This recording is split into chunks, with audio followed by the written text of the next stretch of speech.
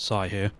Before we start, this video was made possible by EA. Many thanks for providing a review code to get hands-on with the live retail version of Battlefield 6 to bring this video to you with my thoughts and impressions of what I think of the game. The focus of this review will be centered around the multiplayer, gameplay mechanics, menus and settings, vehicles, visuals, and sound design, and thoughts on some of the maps. I've been strapped for time due to work and life commitments, and with this being a first for me, this might not be as orderly as I wanted, as I wanted this to be out in time with everyone else's reviews. I won't be going over the single player portion of the game as I intend on doing a live blind playthrough of it over on Twitch. I'll also follow up with live multiplayer gameplay, so make sure to follow my Twitch channel if you'd like to see that. Links will be in description. I'll have this review split into chapters, so if you want to hear my thoughts on specific areas only, you can jump to the respective sections using that. With that out of the way, let's get stuck in. The general layout of the menu for Battlefield 6 I'm not a big fan of. Call me old school, but I miss the days of having a more simplified, vertical menu like what we had in prior titles, and dislike the Netflix, borderline, mobile-esque layout with large tiles. That said, things are at least organized to be fairly readable. We're first greeted with a welcome/bulletin screen with an option to take us straight to the training section to get newer players up to speed with the game, with links to the firing range, a practice breakthrough match against AI, and some text-based tutorials for covering the basics of the game, such as game mode details, class identities, loadout and weapon customization, and brief intros to the portal mode and servers for it. The featured label contains all the core modes, with the portal server browser tucked in at the back.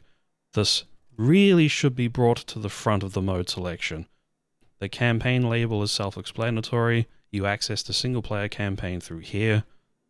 The multiplayer label is where you'll find the custom search function and a series of playlists for mode and map combinations for matchmaking. The server browser tile should also be placed in this section and at the front with the custom search tile. The community label is where we find all of the portal related stuff, such as finding portal experiences, browsing servers, seeing your portal experience collection, and tiles to quickly jump into featured experiences or host your own. You'll know if an experience you're about to join has full progression if all of these progression boxes are ticked. If Battlefield Studios really wants Portal to be at the forefront of the game's menus, this really should be placed at the top after the welcome section. Portal has some insane potential, so to see it get put down here for people to very easily miss is a huge misstep in my opinion. The settings menu has all the same options and sliders present in the open beta with some additions and tweaks, some of which are good, some bad. I won't cover all settings present, but some that stick out. Even with someone such as myself that loves to tweak settings and really customize the UI and other gameplay elements, it's easy to get lost in the vast ocean that is this game's settings menu. A search function would go a long way to finding the settings you want to adjust. For the good stuff, the gameplay section has some good toggles, some much requested, such as capture area outlines. If you hated seeing these in the open beta and somehow missed it, this is where you find it. For mouse players, there is a built-in mouse sensitivity conversion table for most commonly used DPIs for setting your in-game sensitivity based on centimeters or inches per 360. The sensitivity range on the slider has been significantly expanded to account for those that use DPI in excess of 3200 DPI, though some config tweaks may still be needed if you're some kind of anomaly that plays on like 10,000 DPI. Further down the list is where you'll find the roll camera and landing roll toggle, great for reducing potential motion sickness. This setting really should also be placed in the accessibility tab. There are toggles in the advanced submenu in the graphics section on the PC version where you can enable and adjust settings for every GPU vendor specific setting under the sun. All technologies from Nvidia, AMD, and Intel are all supported. Battlefield Studios opting not to support ray tracing in this title is also a pretty smart move if you think about it, as this does allow them to better optimize the game for traditional rasterized rendering and support a vast array of hardware configurations, making this very scalable. Audio sound system settings have been expanded to include multiple different types of surround sound setups and 3D audio through headphones and spatial sound setups for home theaters. How 3D audio is enabled is reliant on Windows or platform sound settings this time around. For 3D headphones at least, I'll have a guide on how to enable that if you are a 3D headphones user from BF5 in 2042. Audio mix is where you'll find the famed war tapes and the further expanded war tapes very aggressive listening mixes for that iconic soundscape that really makes the sound design in this game shine. More on that later. Minimap settings have been streamlined to only have 3 separate size and zoom presets, which is unfortunate as it was nice to be able to set exact minimap zoom ranges for infantry, land, and air vehicles. The air vehicle minimap zoom only being capped at 300 meters to air radar usage. Speaking of the minimap, it is now 3D rendered like how it was in the first Bad Company. While it visually looks nice and there is a toggle for it to automatically zoom in when inside buildings, it can be difficult to properly find and locate spotted threats. An option to switch back to the traditional 2D minimap would be a welcome addition here. The system category is where you'll find some advanced settings such as being able to customize the game installation, so if you only play the multiplayer, you can have the single player uninstalled and choose to install or uninstall HD textures, etc. This is great for saving space. The creator subsection is also found here. Streamer and anonymous modes are here if you'd like to keep yourself hidden or make yourself harder to identify to stream snipers, and settings for the world radio so you don't get hit with copyrighted music warnings. This particular setting is also found in the audio section. The profile section is where you'll find your player information, showing a set of career statistics, top mastery badges, current player card, which include a background, icon, title, a mastery badge or sticker, and dog tags, a radar graph for class usage, best accolades, and most played modes. Dog tags return, which tracks your number of accolades earned for certain actions, which can be set on your player card. The dog tags that you take through melee takedowns are whatever players have set here. Badges are earned through weapon, class, and vehicle masteries, and have 5 tiers: bronze, silver, gold, platinum, and elite. Each tier is earned every 10 mastery levels, maxing out at mastery 50 for the elite badges. Weapon and vehicle mastery is earned through XP, and class mastery is earned through class assignments. Loadouts is where you'll find and customize your class loadouts, soldier appearance, and vehicle loadouts. The 4 classes are Assault, Engineer, Support, and Recon. Assault has access to a passive from the start that allows him to equip a second primary weapon from the 3 universal weapon categories, which defaults to a shotgun instead of running a second gadget. If they intend on keeping this in the game, I strongly believe this passive should be unlocked later with progression, as early game shotgun griefing, dare I say, could become problematic, as the shotgun, despite nerfs, is still very strong. I'm not a fan of shotguns or dying to one-shots that aren't headshots, but that's my opinion. There are 48 weapons available on launch, with 8 assault rifles, 7 carbines, 8 submachine guns, 8 light machine guns, 4 DMRs, 3 snipers, 3 shotguns, 4 secondaries, and 3 melee weapons. All weapons have access to 137 universal camo patterns earned through weapon mastery. For example, unlock a camo for the M433 at mastery 20, that unlocked camo is available for all weapons.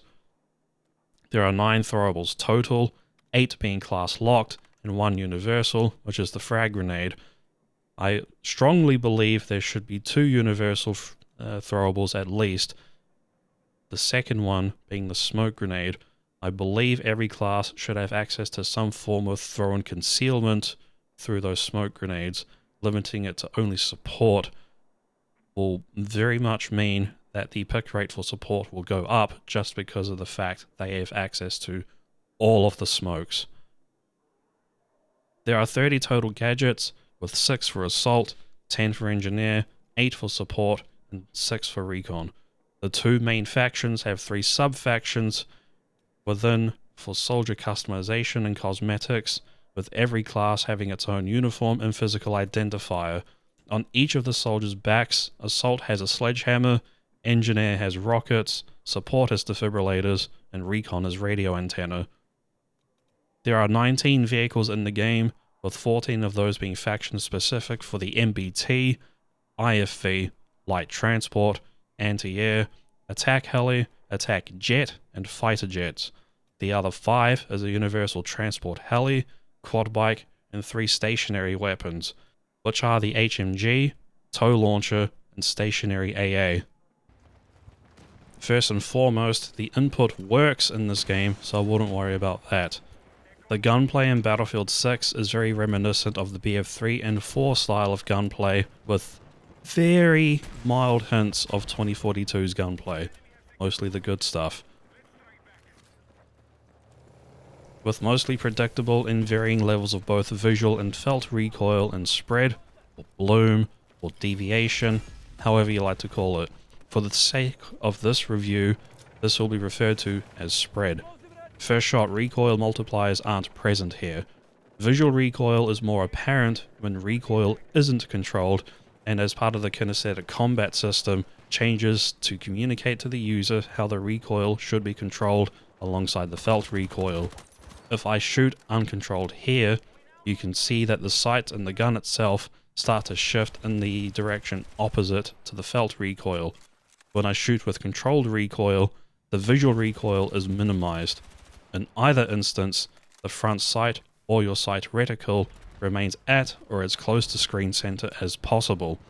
In the recent article mentioning changes done from open beta to launch regarding changes to tap firing and bursting, recoil when doing so feels more consistent.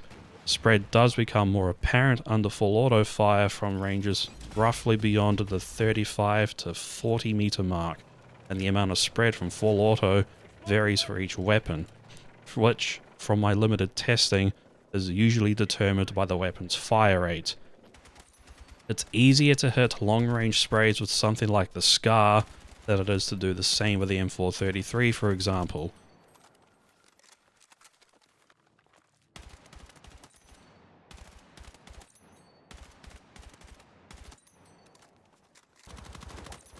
Visibility has been improved somewhat, so spotting enemies, particularly in dense and visually crowded spaces, is easier. Soldiers can still blend in if they have the right camo for the environment, so keep those eyes peeled. The base spotting duration has been reduced to 5 seconds, down from 8 in prior titles. At least I think it was 8, it was kind of on the long side. And all forms of player-deployed smoke will clear any active spots and prevent any spotting when in or very near said smoke. Player-deployed smoke also disables aim assist on controllers when in smoke, so there's also that to consider. This has been a thing since Battlefield 5, if I recall. Smoke on console from that game onwards was always rather strong because of it, though I can't recall if it was also a thing in titles prior to Battlefield 5. Let me know in the comments if that's the case. While the assault rifles might seem like the usual popular choice for their combination of range and handling, they do still require shot discipline and accurate shot placement to be effective.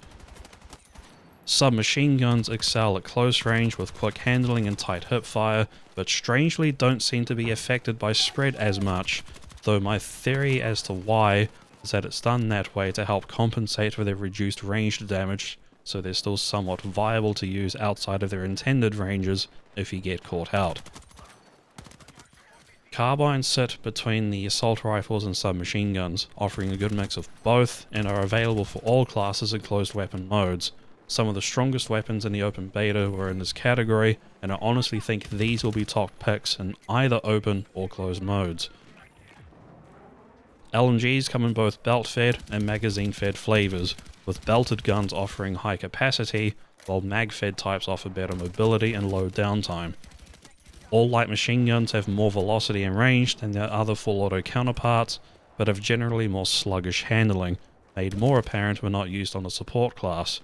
This can be mitigated somewhat with attachments, but require a more proactive approach if used aggressively. These otherwise excel at longer ranges, all coming equipped with a bipod as standard. DMRs are the universal medium to long range offerings, giving consistent high damage, semi-auto firepower, at the cost of close range effectiveness. Snipers are the best for long range engagements and deleting heads. The controversial sweet spot mechanic from Battlefield 1 returns for the BF6 snipers, giving snipers a certain range within their damage profile to kill with one shot to the upper body. This range varies between the bolt action offerings to better differentiate their roles. You'll know if you've entered a sniper's sweet spot range when their scope glint changes from a bright white to something with colour in the glint. If you notice that, attempt evasive action and cutting off line of sight. I'm of the mindset that snipers should only be rewarded with one-shot kills via headshot only, as hitting headshots consistently requires more skill as they're targeting a much smaller part of the body. As drag is a thing again for snipers, for very long range shots you will have to account for much more drop as the bullet slows down over longer distances. Shotguns are, to some, a controversial category, as they're usually impossible to balance right in an FPS that's not an arena shooter. They're either too strong or too weak. In Battlefield's case, these are usually on the too strong side to make them viable on the larger maps Battlefield typically has on offer. When these same shotguns are put in Battlefield's small scale modes and maps, however, they typically dominate.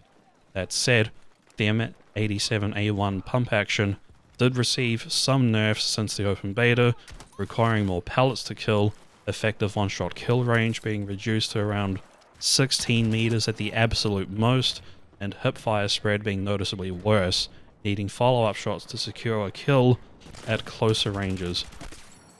Aiming down sights to tighten pellet spread becomes a necessity here. While the damage range has been reduced, this still has a high fire rate for a pump action, so follow-up shots here can be made very quickly. Secondaries aren't anything to write home about. For once in a Battlefield title, they're actually backup weapons having very limited range and damage to finish off wounded enemies when your primary one runs dry. Where they used to deal rather high damage for what they're supposed to be, almost passing as its own primary weapon. I feel that the revolver, soon to be revolvers with the launch of Season 1, will be a popular choice once everyone starts to unlock them. Movement has been a particularly hot topic as of late, made worse by the numerous videos that circulated social media showing unintended movement behavior that was being exploited during open beta. I am happy to say that has been pretty much fixed. You cannot jump after a slide to maintain momentum, and you cannot chain jumps together after a slide.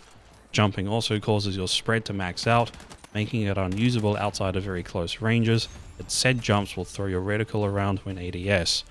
Sliding still has its use in an aggressive manner, at least in close ranges. You can still aim and shoot during the slide, but this can't be spammed as after the slide, you end up in the crouch state and lose all speed. From the open beta, the slide to me has always been a situational / defensive or utility rather than something used in an aggressive way. Skilled players will still find ways to outplay their opposition through movement, and I can appreciate the skill it takes to execute, so long as it doesn't cause any weird player model and hitbox desync. Looking at you, Battlefield 4. But as I'm starting to get older and slowly moving out of my prime, it can be frustrating to verse.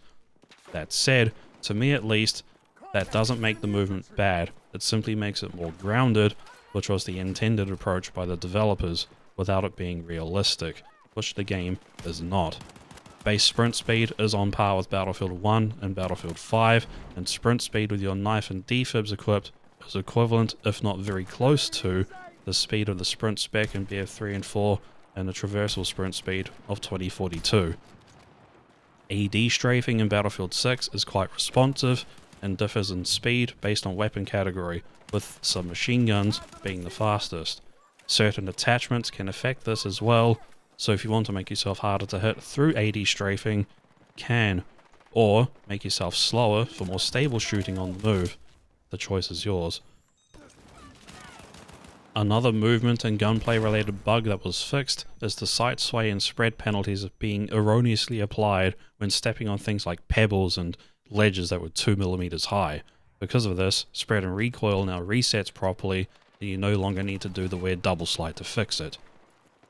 Traversal is smooth and fluid, making actions like vaults quick to execute without being jarringly fast. I'm still very occasionally gotten stuck on very specific things, but the rate at which this happens is significantly lower than what we had in prior titles, which makes navigating the maps far less painful. Crouch sprinting making a return from BF5 is a very welcome change, as being able to retreat with a lower profile to make yourself harder to hit during repositioning, or, retreating, is quite the game changer that most might not realize. Recovery options like the ledge grab and combat roll are also great to pull off to negate or minimize fall damage received from high falls. The parachute speed has also been reduced from the open beta, so you're not suddenly moving at speeds that make the light transports arc up, and the acceleration has also been reduced slightly. Not being able to shoot while on a parachute though is going to be a pretty hard habit to break.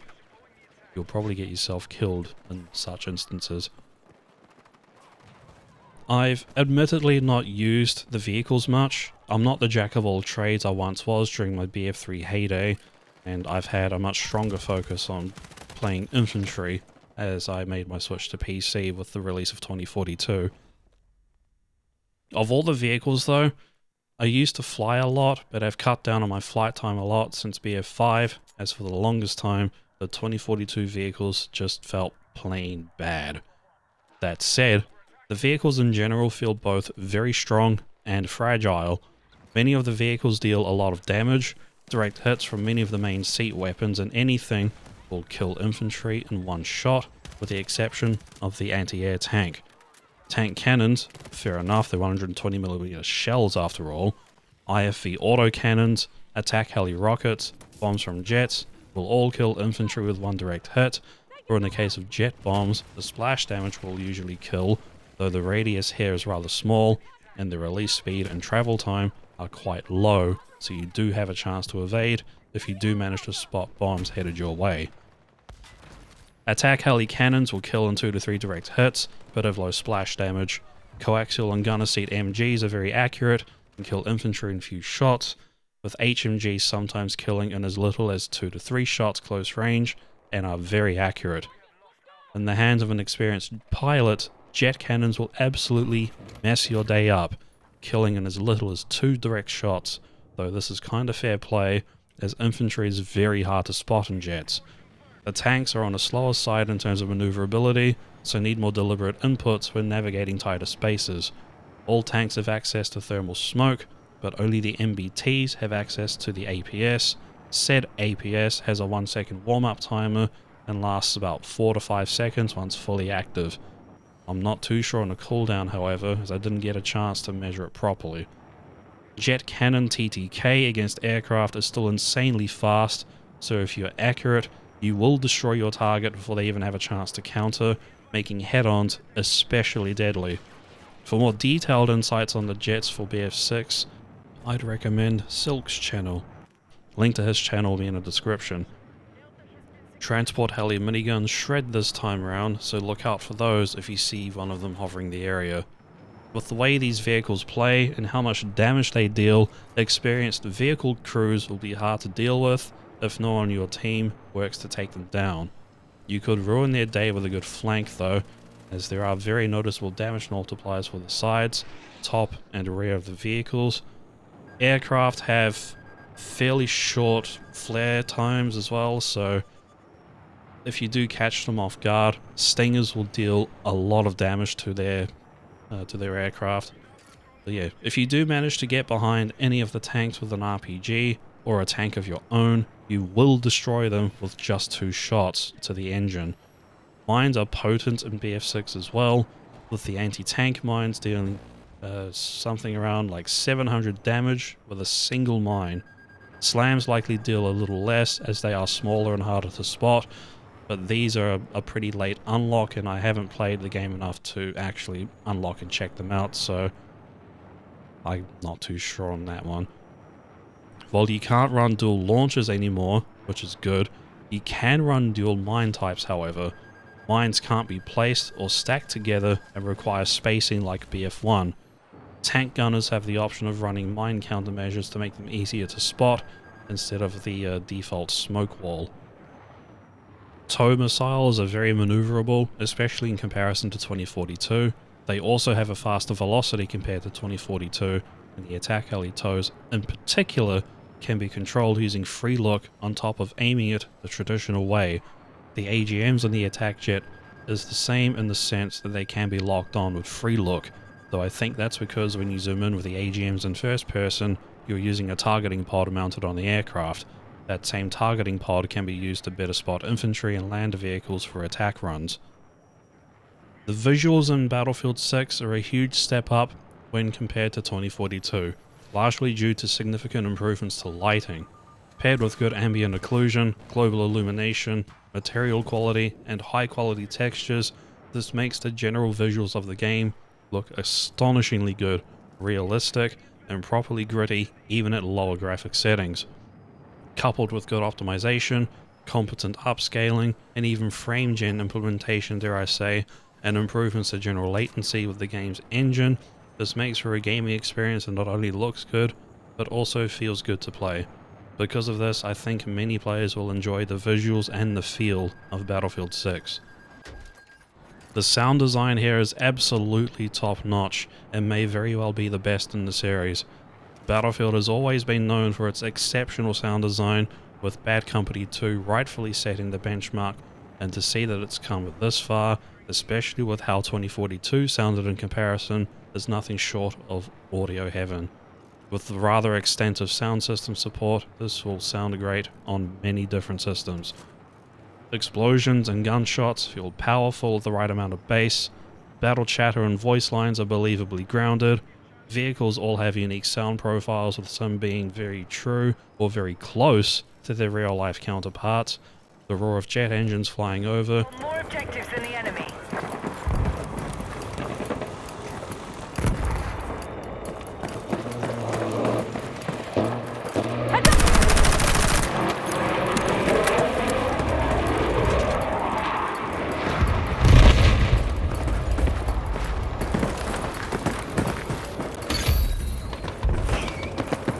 with the 4 jets all sounding unique as well, the very distinctive sound of multi-barrel guns, all of this captured with the same believable power and aura that we had in prior titles to really help make you feel like you're in the heat of battle, especially with the War Tapes VAL sound mix.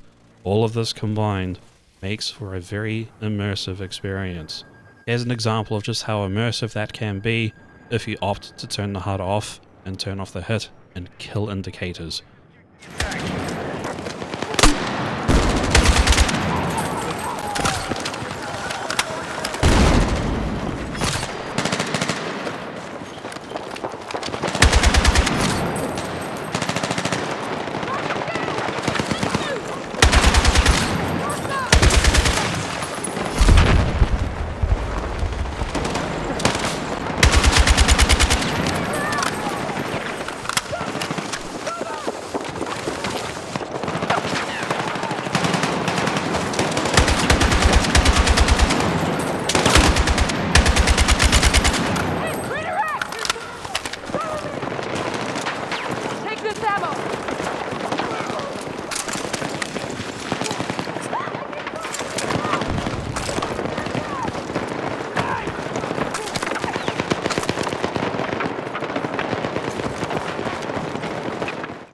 Battlefield 6 launches with 9 maps, but if you only play the large scale modes, that being Conquest, Breakthrough, Escalation and Rush, you'll only be playing on 8, as one of the maps, Saints Quarter, is a map that's only for the small scale modes, which are Team Deathmatch, Squad Deathmatch, Domination and King of the Hill. As far as general map design and scale go, the general consensus from me is that they're all on the small to medium size for Battlefield maps, which isn't necessarily a bad thing, as bigger doesn't always mean better, especially if you are a infantry focused player. Even Battlefield 6's largest launch map, Merak Valley, is still a bit on the small side when compared to 2042's map selection, though if I'm being honest, the amount of time I've unfortunately spent on 2042 has probably skewed my view on the map scale. While I've yet to play all the maps in a proper live setting, as there weren't so many of us in the Oceania region that were given access, I can fairly confidently say that the majority of the maps, apart from maybe, in massive air quotes, Operation Firestorm, is very playable as an infantry focused player. All of the maps have pretty good sightlines and spacing, There's decent cover distribution without making the areas too cluttered for vehicles to move around, and many of the larger maps have good infantry hotspots to fight over. We all played the 4 maps in the open beta extensively, that being Siege of Cairo, Iberian Offensive, Empire State, and Liberation Peak, so I won't go too in-depth on those maps apart from noticeable changes.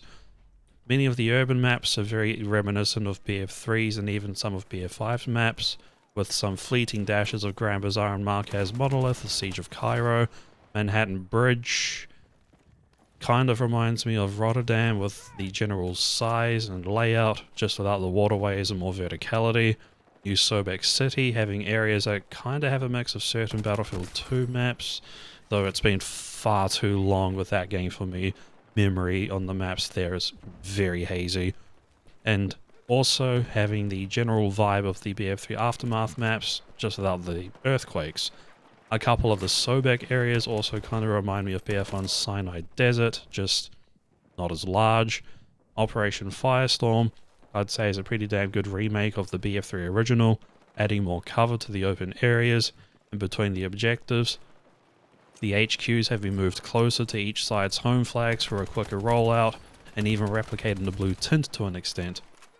Merak Valley has what feels like a strange combination of Battlefield 4's Zavod 311, Battlefield 1's Volga River, and the construction site from Gulf of Oman. The first sector for Merak Valley breakthrough is very reminiscent of how BF1 maps played on operations, with trench warfare, burned and destroyed houses, copious amounts of mud.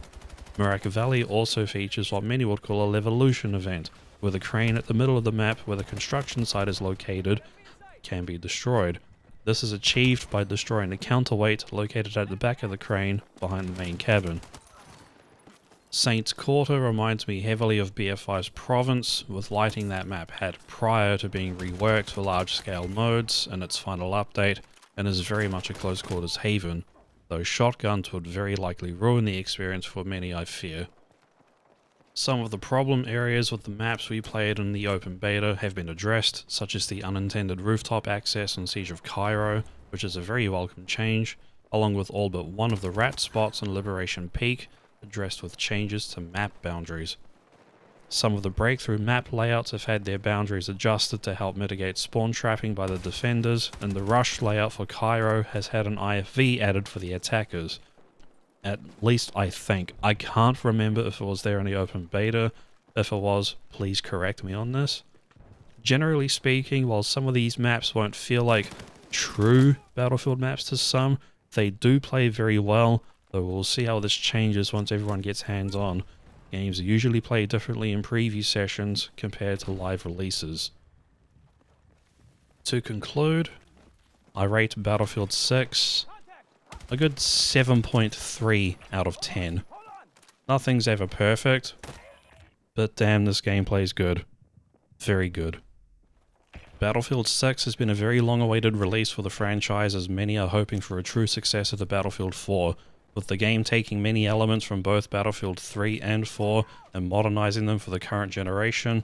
I can say with confidence that thanks to the extensive community playtesting with the Labs initiative, transparency from many of the devs, and experienced leaders at the helm during its production, at least for the multiplayer, we have ourselves something truly special on our hands here, but this does come with some caveats. Battlefield 6 won't be launching with some of the social features that has made past titles thrive for as long as they have, and while platoons were mentioned in recent articles as a potential post-launch addition, alongside naval warfare and a certain miniature heli, the cynic in me believes it won't be implemented in the way we all hope it would. Couple that with the server browser situation, despite Portal's huge potential, brings the game's longevity into question. I sincerely hope they make it so, at some stage, official match-made games eventually seed into verified Portal experiences that match the parameters of the game set by Quick Match featured playlists. The server browser has been a staple feature of the series since its inception, and to see it be completely hamstrung by the worst release in franchise history, just to see it not fully come back, has me worried. It's a part of its identity, and what sets it apart from its competition. Potential server browser issues aside, the game itself is very well made, with a strong core foundation. It's very stable, especially compared to prior releases, and plays very well. I've not gone over the whole open weapons versus closed weapons aspect. That's best covered in a separate video. This concludes my review of Battlefield 6. If you stuck it out this far, I appreciate your time watching. I'll have more videos of Battlefield 6 going up later on that'll cover various things with my take on it, as this will mark the start of making YouTube content. Do subscribe if you want to see that. With the way Twitch is heading to nowadays, it's now or never. If you like this review, leave a like. If not, tell me why in the comments. Show me where I can improve. The only way from here really is up. Thanks for watching. See you next time.